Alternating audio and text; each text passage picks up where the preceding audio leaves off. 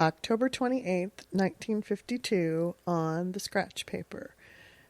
Before it even gets to the my darling, it says, I love you and miss you very much. My darling, tomorrow is the date that just about decides my fate in genetics and evolution. We have our quiz on Evo tomorrow, and unfortunately for me, it's sheer memorizing of the material. I just finished making a study outlined to use in learning it all. I knew the crux of the stuff very well, but the examples and specific data I can't remember too well yet. I saw George today. I suppose Eddie told you he and Ron looked all over the house for you, in all the bars, etc., and couldn't find you. George says he has till Saturday. George says he has a secret that no one is to know until Saturday. He asked me not to tell you, so I guess I can't. Eddie may have told you, or George may be getting ahead of himself with the situation. Every he sees me, he leaks. Every time, she doesn't say time, it just says every he sees me, he looks at my ring. So every morning before genetics, I clean it. The Sigma Phi Epsilon fraternity impeached their president and vice president last night. The story I heard from Connie, Jim was a Sigma Phi, is that it was done because they didn't get their pledges. But I've a feeling it goes deeper than that. The Theta Chi's have the rest of the year to get 6 more pledges, or they have to go off campus. What's this place coming to?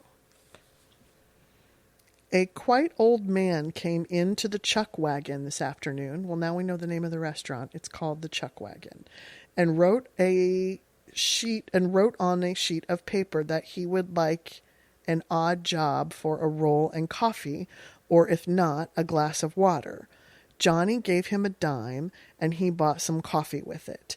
He was sure a mess, but surprisingly enough he could write, not only legibly, but almost pretty writing. Ah, yes, I told Johnny there was a place in Boulder he might look into. He asked if we would like to be his guests on a trip to Boulder Sunday. I told him I had no idea what you had planned, but I'd ask you Friday night when you come home. I don't especially care about going, but it's up to you, dear. Why was, or is, I should say, George going to tell you his secret? Maybe he's planning on joining us. Today I finally wrote a real short note to Mother and sent it airmail so she'd get it sooner. This Saturday I'm going to catch up on my correspondence to my sisters and girlfriends. My piano lesson is tomorrow, and I think I may do fairly well. The last lesson I had was the day you came home and I skipped work and went over to your house. I've been reading my calendar, and do you know there's only been 3 weekends that we haven't lain together since we started in July? What a record. It's 19 altogether. Today was supposedly inspection day, so I scrubbed and cleaned, but they didn't show up. So tomorrow when the place looks like sin, somebody will show up to snoop. Winnie and Connie are battling it out. I know how she, Winnie, feels. We have it says LR desks, and everybody who comes in just dumps everything they're holding on our desks and chairs. So Winnie and I just give it all a toss on another chair. But sometimes Winnie gets bitter, and then the fight starts. Poor Winnie. She sure is frustrated.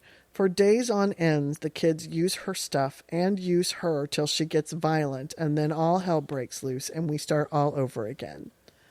I was reading Molly M. today, and some poor man wanted to know why his wife always described things as so much worse than they were. So M.M. gave him a list of translations that are quite cute. I'll enclose them in here. Oh, they're not in there, but I bet those would be funny. So far, this week's gone pretty swell. Work has been light and my time has stretched as far as it's needed. I think maybe tomorrow I can take $35 to the bank, 15 of mine and 20 of Mama's. I still, excuse please, still haven't paid for my piano lessons, but they are all that left. I want to have enough so, if possible, I will still have something to start on for third quarter. I'd like not to use all of the $300 too, if I can get by all right.